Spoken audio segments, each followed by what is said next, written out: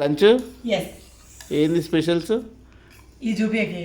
So ఇదే ఈరోజు special.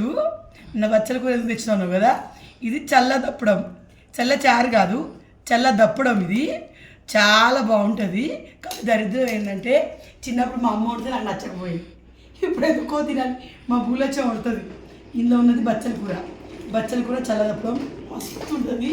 మా బూల చేసిన నచ్చకపోయింది, ఇప్పుడు ఎందుకో బాగా తినాలనిపిస్తుంది. తర్వాత ఇగో నిన్నటి చికెన్, తేజుకు చేసిన పనీర్ కర్రీ, అలాగే పిల్లలకి పనీర్ కర్రీ చికెన్ ఉన్నప్పుడు ఖచ్చితంగా బాస్మతి పడతాను.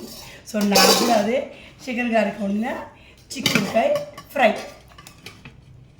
సో ఇది ఈరోజు మా స్పెషల్. అలాగే ఇది శేఖర్ గారి కోసం పెట్టిన రైస్, ఎందుకంటే శేఖర్ గారు బాస్మతి రైస్ ఇష్టంగా తినాలని.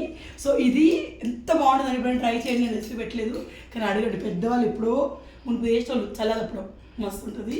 సో ఇది మా వెజ్ లంచ్ మెను. ఎలా అనిపించింది?